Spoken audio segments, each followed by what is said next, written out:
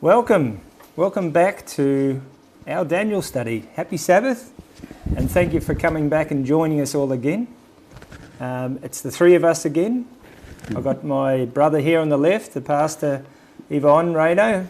Thank you for coming and joining us again, Pastor Reno. Thank you. Welcome. And I'll call you Yvonne.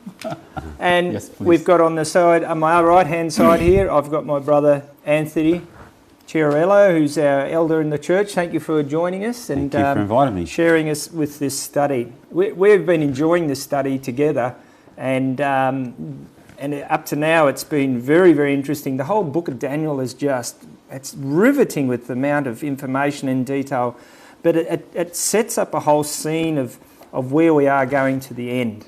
So let's just sort of start by having a prayer, because for us to deliver any of this, we need the Holy Spirit to be with us, to be with you and to be with us.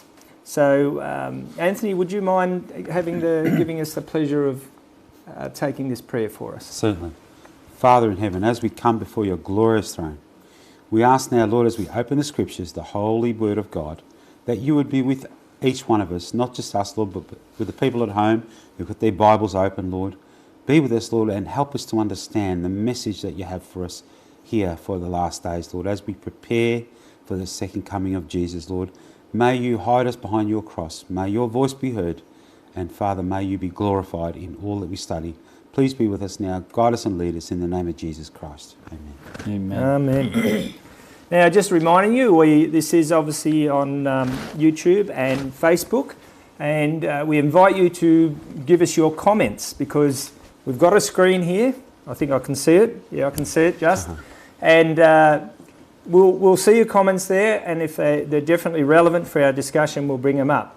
Other things, if you might have other questions that go beyond the scope of our discussion, we may leave that for now, but we'll pick it up with you later and take it offline, because we're very limited here. We find we just don't have enough time, do we, just to get through everything. So don't be offended. Just by all means, send your questions and comments. So we'd like to sort of just recap a bit with the whole thing about Daniel from chapter 1, because we're entering a new chapter, was chapter 11. And chapter 11, I think we all agree, is just so full of detail. And we've been discussing amongst us here, how deep do we go in this? So we're not sure. We each have our own ways of understanding things. However, if we find that there's some detail you want to know, just send a comment. And if we can't answer it here now, we'll dig a bit deeper for the next study, because it's going to take us, I think, a few weeks to go through this one, isn't it? Probably, yeah. Yeah, so don't be afraid. You know, if we feel that there's too much, we're dragging on a bit, by all means give us the comment. But also, if you need some more information, please send that as well. So anyway, let's between us, let's sort of talk. Where did it all starts off in Daniel, where we understand that Israel has been captured. God is so angry with his people that he's allowed them to be captured by the Babylonians. When Nebuchadnezzar came in, and it was just, Hezekiah, he just was rebellious, and the whole thing. God says, look, go with them into captivity. I'll look after you there. This is part of your punishment, and to bring you back to me. Just go peacefully. And the prophet was saying, go peacefully, but he didn't. That's Jeremiah. And you're talking about Daniel 1, aren't you, Ralph? Daniel 1. We're talking about, because we're setting up we're just sort of recapping over a few of the chapters and sort of understanding how this is all coming back together. So we're almost at the end of Daniel. So we're Daniel 11, it finishes with Daniel 12. So let's sort of see where this is all culminating in. So what's chapter 1 about again, Yvonne? What does that tell us? What's the message of chapter 1? Well, chapter 1 is definitely purposing your hearts. As Daniel was faced and confronted by this temptation of eating the king's meat and the king's drink or wine, he knows that it will defile himself. So he purposed in his heart to follow God, and he purposed in his heart to stand on the belief that he believes that it's not going to affect him spiritually. So the theme that I see in Daniel chapter 1 is purposing your hearts to follow God's will. It's very interesting to me that Daniel was one like he was of royal family, because they only picked the cream of the crop to Yes. come into the Yes. kingdom. So he was very, very, he was certainly of royal stock, Yeah. and he was obviously intelligent and had a lot of promise. Yeah. How old was he? About 15 or About something? 15 years Yeah. old, yes. So he was very young and very, He's a teenager. yeah, teenager, but very influential, because what happened to him, it's hard to say, but Yeah. what happened when they first got there, they got the snip, didn't they? Yeah. Straight away. And for a teenager, that would have been devastating. So they didn't want it, they wanted to make sure that they wouldn't reproduce, so they could breed and take over and all that. So that was the thing. So he was a eunuch He was a eunuch. from a very young age. So it's very interesting that regardless of all of these things that happened to him, he still withheld himself as a servant of God. Yes. And he didn't let anything change. So everything, the whole grassroots have been ripped up. The whole family is destroyed. Yeah. They're here in a kingdom that they don't know about. And it's a heathen kingdom too. Heathen kingdom. They've just had the chop. The whole mind state of the whole thing could be, you could be totally rebellious, Yeah. or you could totally succumb to it, Yeah. or whatever. But he sort of stuck to the Lord. Yeah. You know, he said, I've grown up and I've learned all of these things, that I must eat this way because I'll be good with the Lord. And he was convicted of that at 15. How many Yeah. 15-year-olds do you know would be convicted of that? We know of one guy, and we both know him. And he was convicted at that age, and he is coming along understanding that truth. But we don't see it often, and I don't think it was often then. He had 3 friends we know that were just as convicted as him. The same age as him as well. So it is so important. So the rest of Israel, where were they? They were there too, weren't they? A lot of them were there, weren't they? Yeah, definitely. But Daniel and his friends stands out because of the dedication, regardless of the temptation. I mean, definitely food and wine is a temptation back then. But knowing that he had stood firm regardless of the temptation, he's willing to die for it as well, as long as he doesn't defile himself. So here is the foundation of the rest of Daniel.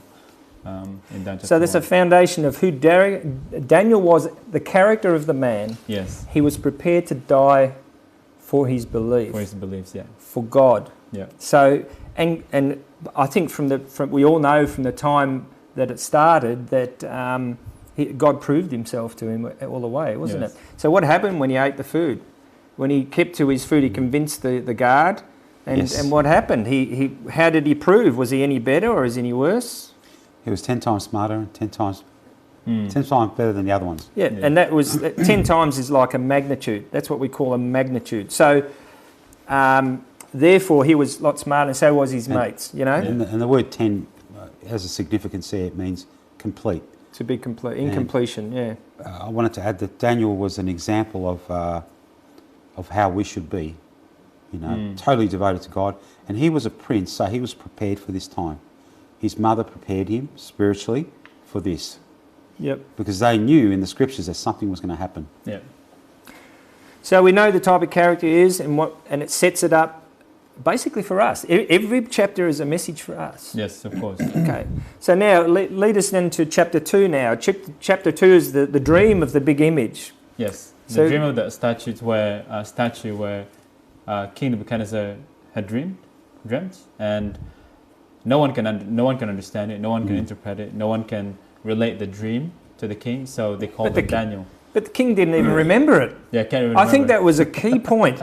He says, okay, I had this horrible dream. How many times have we had that? I've had this horrible dream. I couldn't sleep all night. I woke up and you've totally forgotten about it. You just usually forget about it. It's just a dream. But this guy was so hung up on it. Yeah. He felt his life was at stake, which it was.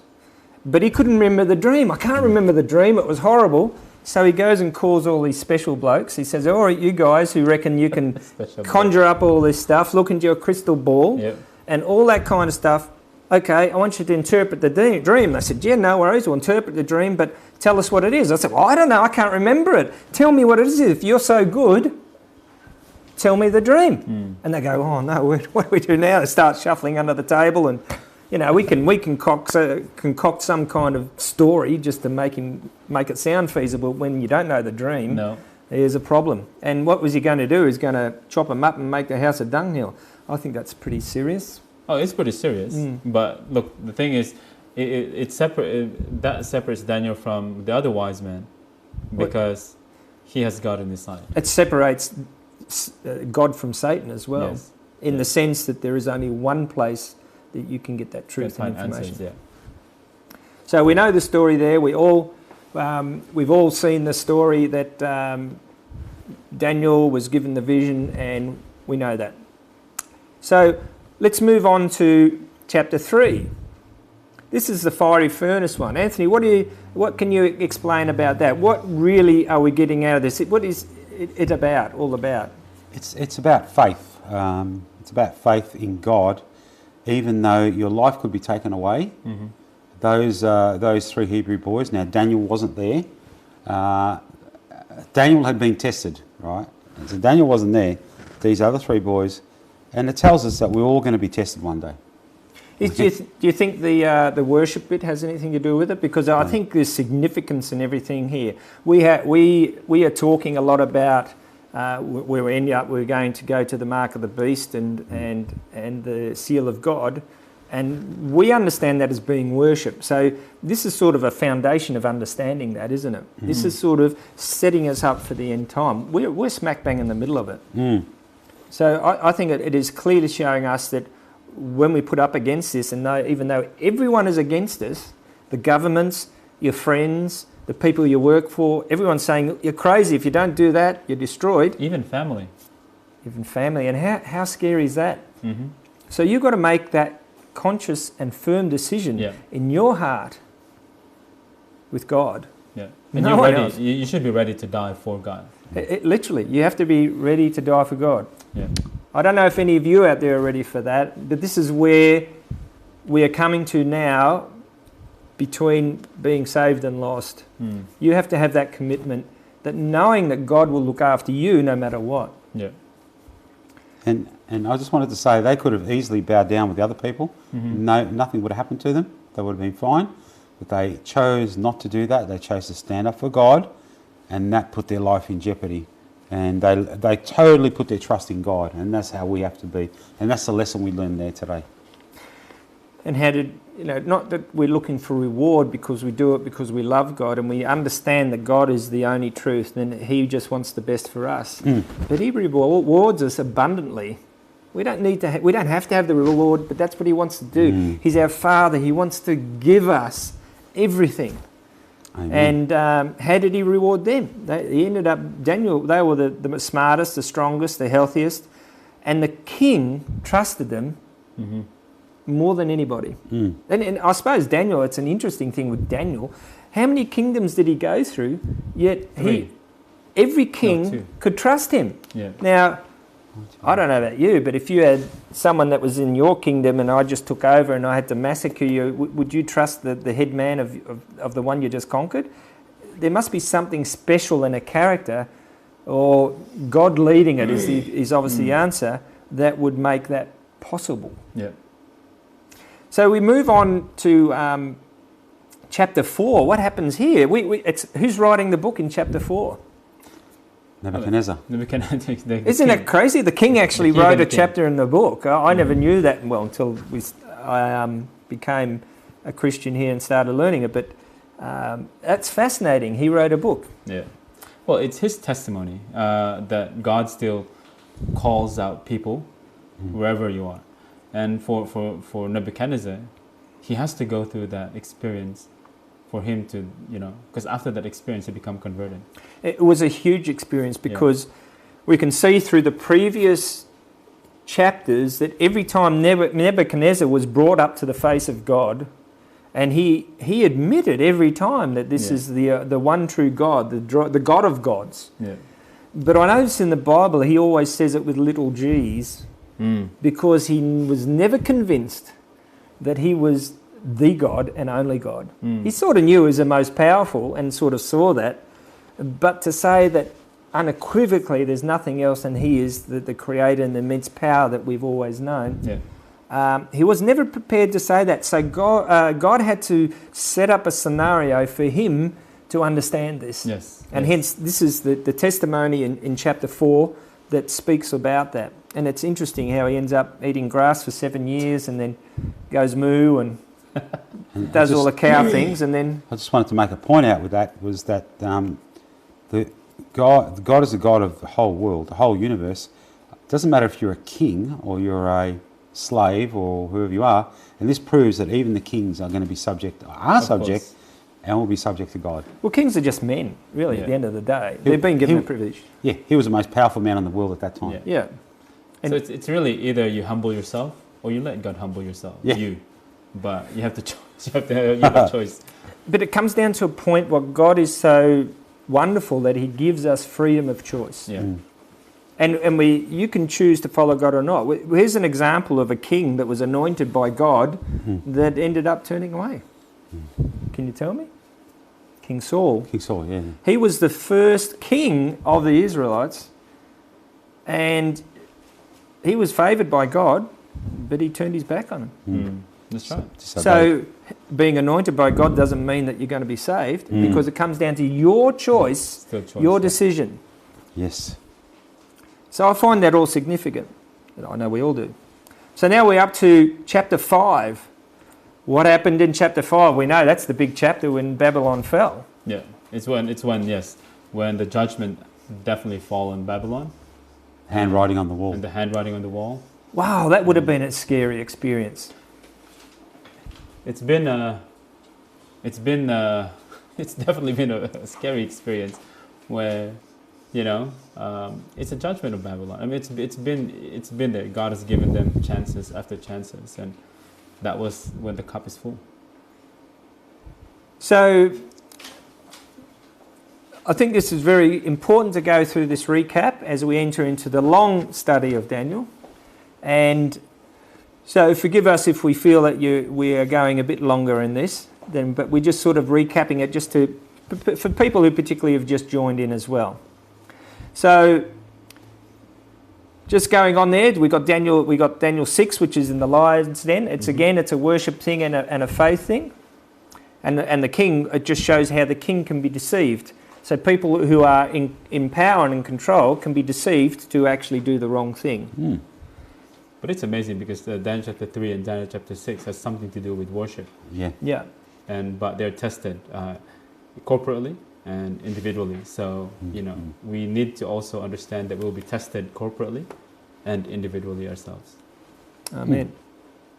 So then chapter 7, we've got the vision of the beast. That was a horrible dream for Daniel. It really upset him, didn't it? I just wanted to say that, not to forget that the first 6 chapters of Daniel are stories, and now we're entering into prophetic time. Times, So that's an interesting point. The last 6 chapters are prophetic, and they're very complicated, but that's what we're dealing with here. Yeah, so that's why we're taking our time with Daniel 11. But with so we've got the vision of the little horned beast, and it speaks about, and Daniel was really upset about that. Then we go into chapter 8, which speaks of the 2300-day prophecy. Yes, it's a judgment. Yeah. So Daniel was upset in chapter 7. How did he feel in chapter 8?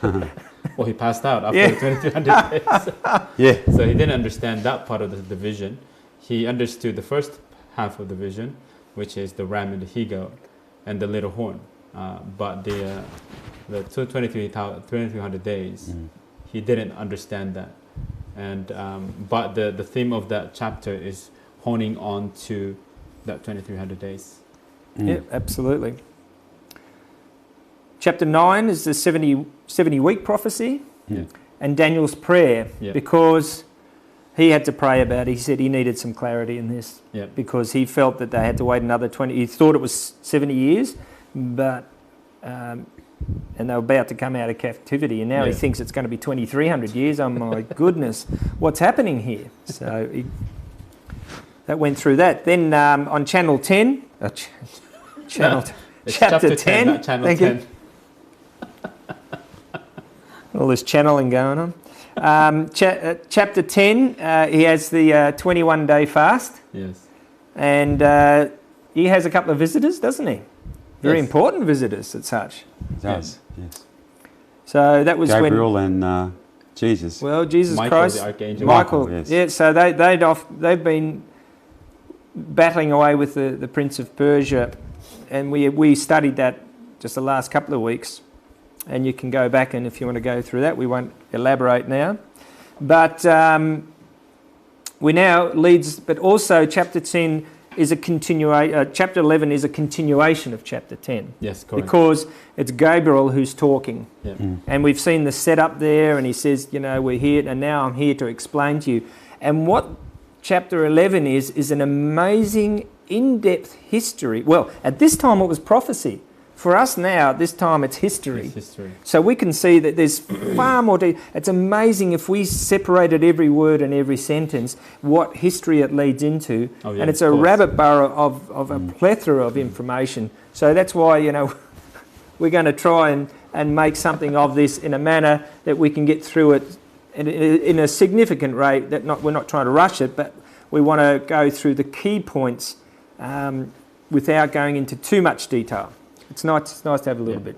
And just to keep in mind that the prophecy of Daniel chapter 2 is always the foundation of all of it.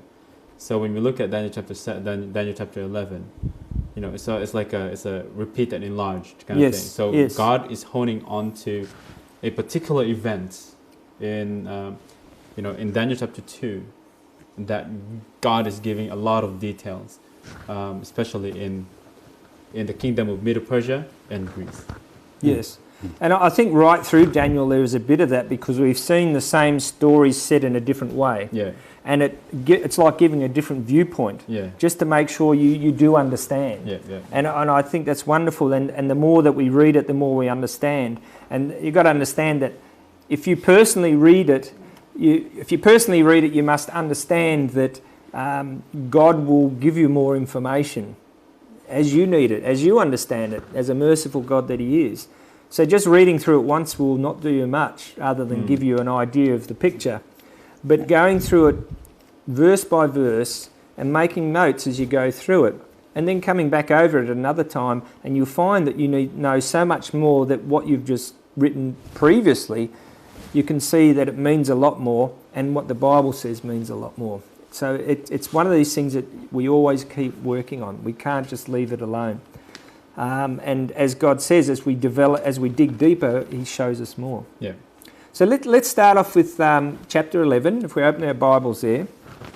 And we'll start off in verse 1, and we'll read through, and then we'll start pulling them apart as we go along. So I'll read off the first verse, the first couple of verses here. It says, "Also, I, in the first year of Darius the Mede, even I stood to confirm and to strengthen him." So this is Gabriel talking about Darius. "And now will I show thee the truth. Behold, there shall stand up yet 3 kings in Persia, and the 4th shall be far richer than they all. And by his strength, through his riches, he shall stir up all against the realm of Grecia." How does this? Can you explain a bit more here, Yvonne, about who these kings are and what's this setting up for us? Yeah, I think you have a great detail on those kings. But as far as I understand it, definitely it says the Bible said that there were 3 kings in Persia, right? There was 3 kings in Persia. It says, "And the 4th shall be far richer than they all. By his strength, through his riches, he shall stir up all against the realm of Grecia." So basically, they're the one that kind of encouraged the king of Grecia to make war with them. But just and how much I know when it comes to history, that's how I love history so much. The first 3 kings was Cambyses.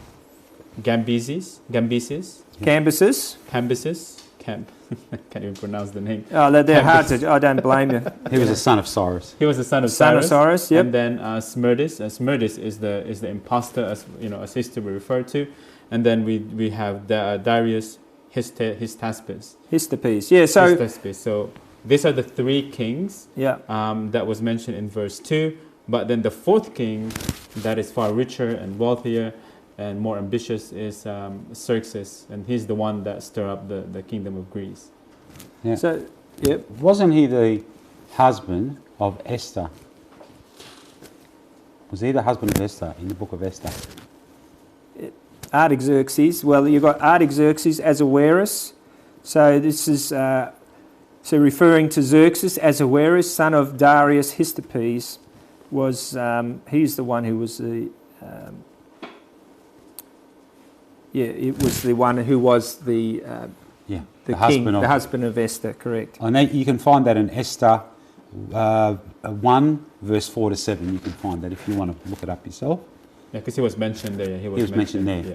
And he was the richest man. He was the richest king, far richer than all the other kings. Yeah, he was really rich, but he didn't have much of a brain for war. Apparently, he wasn't much of a general. He had more money than sense, as I understand it. So that's why he didn't sort of get very far, did he? No, that's right. Yeah, go ahead. No, it's all right. Just where else can you take us with this? So how does it work out with Grecia? But you also have to understand. I think you mentioned earlier, when we were discussing that most of this name has the number 1 or number 2 behind their names, and if you want to really research in depth on those names, you can. I mean, there's a lot of history books there, but as far as the text is concerned, these are the names that was given.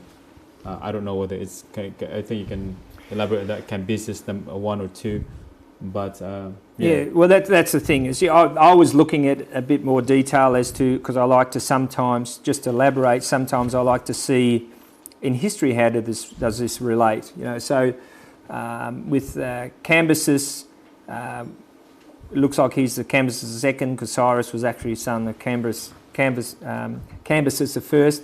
But yeah, if you want us to get a bit more detail into that, let us know. At this point in time, we're not. We're just going to go through as the scripture as it reads. But it's always good to do some of your own research in the history books and see how it relates back to the Bible. And sometimes it can get a bit confusing because history, all the facts of history are not necessarily recorded. So that's what we find is the Bible is the best history book ever written. And the incredible thing about it is the Bible was written, these verses were written way before it actually happened. We're looking at it as history.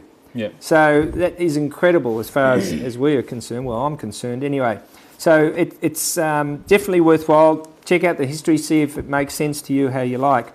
If you're happy to just go at the level we're going here, well, that's good too. But by all means, ask questions. So let's read on another verse here. So we're up to verse 3, and it says, "And a mighty king shall stand up, that shall rule with great dominion, and do according to his will." Who are we talking about here? We're talking about Alexander the Great. And he takes the throne at 20 years old. 20? 20 years old, yes. Wow. And he took the throne from his father Philip II. And so and he reigned from 356 BC to 323 BC when he died. And we'll talk more about that then. But yeah, this Alexander comes up now. Yeah. And isn't it interesting that we were talking about this last week, that there was an urgency for the Jews to go back to Jerusalem, right? And so they get out of Jerusalem. They get out of Babylon, and they go to Jerusalem.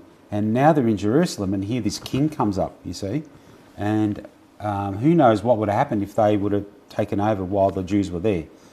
So God clears them, gets them out of there, and away we go.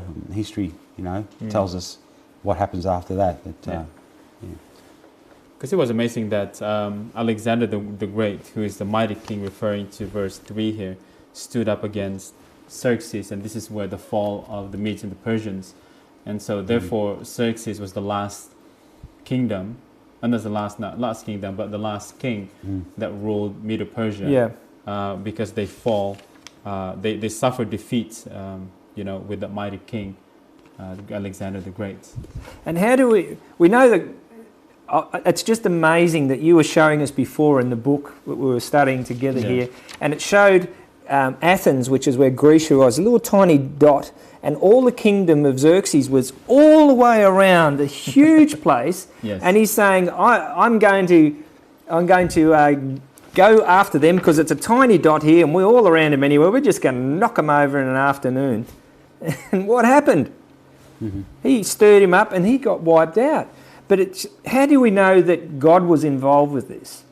We know this because if we look back in Daniel chapter 10, what does Gabriel tell us? He tells us in verse 20, it says, and I come forth, the prince, when I'm gone forth, lo, the prince of Grecia shall come. Mm-hmm. So it is prophesied by God. So it doesn't matter what they did, their fate was doomed. Yeah.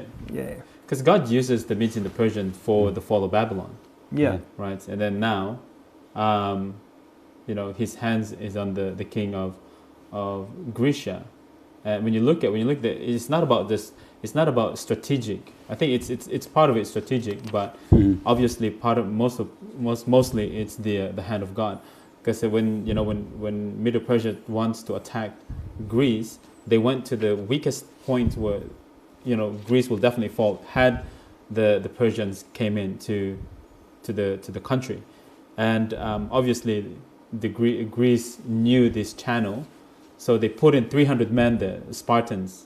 The 300 men was stationed there and met the Persians head on, and that 300 men stood firm and defeated the great empire of Middle Persia. Thousands of men. So yes. how can that be possible unless God's there? Yeah. Well, one of the battles, see if I can find it here. One of the battles, there was over 1 million men against 1 million men where the Persian ruler had paid mercenaries big money and equipped them with the latest and best weapons, and they come up against Alexander the Great. So here we got 1 million men, over 1 million men. Wow! And he had less than 60,000 men, and he defeated them in one day. Wow! That is not possible humanly. Yeah. So we know the hand of God was there because prophecy had to be fulfilled. Yeah. So we'll read on now in verse 4. It says, "And when he shall stand up, his kingdom shall be broken, and shall be divided toward the four winds of heaven, and not to his posterity, nor according to his dominion, which he ruled, for his kingdom shall be plucked up, even for others beside those." Now this is a fair bit of information here. Yeah. Yeah. So Grecia didn't last very long, did it? No, it didn't last very long. Under Alexander, that is. Alexander, yeah, because the thing is, like, Alexander the Great was the leading commander of of the nation Greece, and as they were fighting the Medes and the Persians head on, right? So they defeated the Medes and the Persians, but as Alexander expanded his kingdom, he went on to defeat other kingdoms as well and other nations. And for that, for quite some time, Alexander have nowhere to go, and I think he got bored, too much time in his hand, and he drank, and got sick and died from there. And so it says here that he stood firm, and then shall the kingdom be broken and shall be divided toward four winds of heaven. So this is the four winds. Remember in Daniel chapter 7, it talks about the leopard with four heads, right? So these are the generals that took over the nation or the kingdom right after he died. Can I tell you a little bit of trivia about that? Yeah, go ahead. And again, prophecy has to be fulfilled. But there was Alexander's number one general that stood right by his side. His name was Antigonus.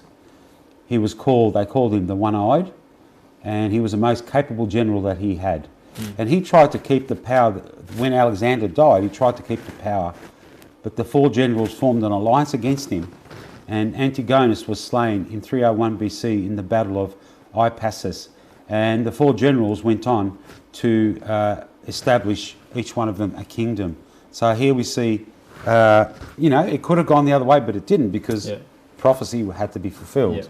And here we have the four generals and the four heads of the leopard, as Pastor Yvonne mentioned. Yeah, no, it's all interesting stuff, and there's just so much history there. Too, but we'd like to stick to the points. It's great to hear those extra bits, and I love it because you can see the dynamics behind it and how it came about. So we'll continue reading on here, and what else was happening? So it was broken. So it was divided towards the four winds. So that was the four generals, wasn't it? That then took up the past. The paths of all the kingdom, so they each had a part each. So you had the king of the north, king of the south, king of the east, king of the west, basically, wasn't it? Yeah. So but what does it mean that it's not to his posterity? I suppose I know the answer to this in the sense that did Alexander have any sons? Yeah. He had 2 sons. Mm-hmm. So what happened? Why didn't they take over?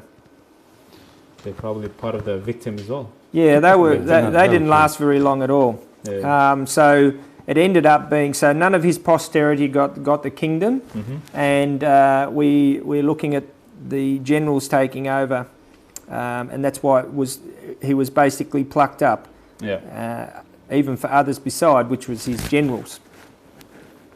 And then it goes on into verse 5, and it says, "And the king of the south shall be strong, and one of his princes, and he shall be strong above him, and have dominion. His dominion shall be a great dominion." So now we're starting to get in the thick of the prophecy here. And I'm going to hand over to Yvonne. So before you go on, can I just say that those 4 generals, their names were Cassandra, and Cassandra took the west. Yep. Lysimachus, he took the north. So Cassandra took the west, or he was in the Roman area, what we know as Rome. Lysimachus took the north, and he took Syria. Then we have Seleucus in the east. He took basically Palestine, and he was known, or will be known, as the king of the north. And then Ptolemy took the south, which we know as Egypt, or the king of the south. And Seleucus eventually conquered Cassandra and Lysimachus. Yeah. So he had the entire northern territory to himself. Yeah. And it was a lot of battles between them all, but it ended up that what was east and west ended up being consumed by north and south. So we only end up with 2 kings, the king of the north and the king of the south. So at this point in time, as we see it, we've got the king of the north, which is Seleucus, as you're saying, and the king of the south, which is Ptolemy. Yeah. Yep. So, and as we progress through this chapter, the dynamics change all the way through this. So we've just got to, it's sort of watching the cup, the marble under the cup type of thing, because we've just got to keep our eye on it so that we can understand where it's all going. Well, it's so amazing that in verse 5 it says here that there should be one that will be strong above him. And it says that have dominion, his dominion shall be a great dominion. But the thing is, so when we look at Daniel chapter 11, we see a lot of civil wars between the king of the south and the king of the north. And this is what all the history, and then the 3 of us were talking about history, and we were just pulling our hair out. I mean, at least me. Me too. There's not much left. Yeah. And so, but there's so much detail in there. But when you look at like what Anthony was saying, that the king of the north, which is Seleucus, conquered Lysimachus and Cassandra, and I guess if you go farther in the text, there's a lot of they're trying to reconcile the two nations as well, but it didn't work. Why? Because it's prophesied. Yes, amen. So it continues on. So it's all about the dynamics of the kings and the areas that they take over. But it gets deeper than this, doesn't it? Yeah. There's just so much detail. We're only just at the tip of the iceberg here, and it gets deeper and deeper. And so we go on to verse 6 here. "And in the end of the years they shall join themselves together, For the king's daughter of the south shall come to the king of the north to make an agreement. Okay, we've got a bit of argy-bargy going on here, haven't we? So we've got they want to make an agreement. Says, look, they obviously want to have a sort of a truce between each other. So here I have my daughter, and you know. I mean, there were conditions that before this is set up. I mean, there were definitely conditions. So from coming from the king of the south, they were saying, let's reconcile, but under the condition, to get rid of your wife, right? And then I'll give you my daughter, and all that stuff. That, hoping that because that's what they do in the past, especially in the ancient time. That's why Solomon has so many wives, because they want to have allegiance with the kingdom of Israel at that time. So other kingdoms would say, Solomon, I'll give you my daughter as a sign of our agreement, that we are allies. And this is what they're trying to do as well. He had about 700 wives. He wouldn't remember their name. 1,000. 7,000? No, 1,000 wives. Oh, 1,000 wives. Yeah. Or was that 4,000 wives? Was it? No, 1,000 wives. Okay. But can I tell you one of the reasons why they wanted to come to a truce? They were fighting for over 35 years, and it was. Can you imagine war? Civil war raging for over 35 years. Very costly. A lot of people were killed, and they thought, all right. And they weren't really gaining anything, were they? No. So after the death of Seleucus I, they thought, all right, let's try and sort this out. And so they come to that conclusion too. Yeah. But it's interesting, it goes on in the verse. It said the north to make an agreement, but she shall not retain the power of the arm, neither shall he stand, nor his arm, but she shall be given up. Oh, it sounds like there's some stuff going on here. And he that begat her, and he that strengthened her in these times. So what happens here? So there's obviously there's a situation where the wife has been put aside, and the child, I think it was 2 children, was it? 1 child? Yeah, 2. 2 children. So she's been put aside. So the wife's pretty upset. You know how wives get when you sort of say, step out of here, dear, this is my business. It wouldn't work in today's world, but back then he was the king, and so he's brought in this other woman. That's even makes hairs go up in the back of the neck, and he marries her. Okay, so he's put away this wife, married this woman, and did it as an agreement. So he doesn't really like her. She might have been ugly. Who knows?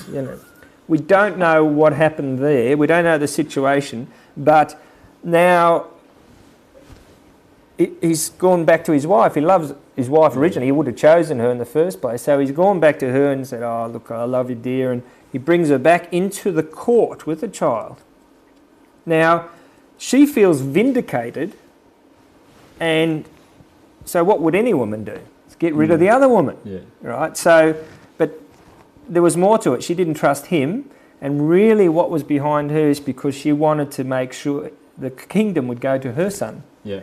So what'd she do? Of course, just eliminate the rivals. Poison the king. That's what she did. She poisoned the king. Then she had to go and kill the other woman as well, because she had a son to him, possible heir. He had to be knocked off. So here they are. This genocide going on within the family. Yeah. Really. It's amazing because that wife's name is Leodis. Yeah. And the daughter from the king of the south, his name is Berenice. Is that how you call it? Bernice. Yeah. And so from here, when the king put aside Leodis, right? Bernice became the awful heir. Yes. But then so for some reason she came back and basically eliminated all her rivals. Well, that was the king doing that. He felt sorry, or maybe wanted to be with her again. Well, it said it was in a passionate thing that they got back together, and the king just, he was just, may have been lust or something, but he had a connection there, and rightly, she really was his wife in the first instance. Yeah. So, and so this is what the Bible is referring that, but she shall not retain the power of the arm, all right, the army or This is or, Bernice, yeah. Yeah, and then Yep. neither shall he stand nor his arm, but she shall be given up, and they that brought her, and he that begat her. Yeah. So basically, everything that she owned, even the sons that she gave birth to, Yeah. and even the husband was eliminated. By Everyone this, was eliminated. Yeah. yeah, by this lady. And the people who brought her were her maids and everything, and the people that supported her that came, they were destroyed. Everything was wiped out. So this is really getting to a bit of a cliffhanger here, isn't it? So maybe we should stop. And so we're up to verse 7. So it is actually a very good point. So the king of the south has offered his daughter. They've come to an agreement. The king of the north, he just obviously couldn't sit to that agreement and stick with that woman. Mm-hmm. So obviously the agreement was he had to put his original wife aside. So now there's a situation, there was just absolute family corruption. Talk about a dysfunctional family. Yeah. They had the most dysfunctional family ever, so much so that they ended up, the king got murdered, believe it or not, by his own wife. And she obviously didn't have much love for him. She had more love for the power and for her son to take succession to the throne. So let's leave it here. Thank you for joining us. Thank you very much, Brother Yvonne there, for your input and wonderful knowledge there, and also you too, Brother Anthony. We're really enjoying doing this study, and as you can see, it's getting quite deep here, quite exciting. So if you would like, if you have any questions, please send them through. I'm looking on there. We don't have any real questions there at all, just people saying hello. So please send your questions through, and we look forward to catching up with you next week, where we continue the study on Daniel 11. Thank you and goodbye. Thank you. Oh, and I think we should have a prayer first before we go, because I forgot to. Forgive me. So let's have a prayer, if you wouldn't mind, Brother Yvonne. Okay, let's pray. Dear Heavenly Father, we thank you so much for this wonderful day, and thank you for the opportunity to study the Bible again. And Lord, there's so much things that we need to learn, especially in Daniel chapter 11. Please open our hearts and please teach us and continue to guide us to the truth. I know it's history looking back into the book of Daniel, but there's a lot of moral lessons that we can learn from this. And so please, Lord, help us to learn that we can apply that in our life. Thank you so much for everyone who's joined with us, and also for Ralph and Anthony. And Lord, please continue to bless each one of us. In Jesus' name I pray. Amen. Amen. Thank you. Thank you. Goodbye. Thank you.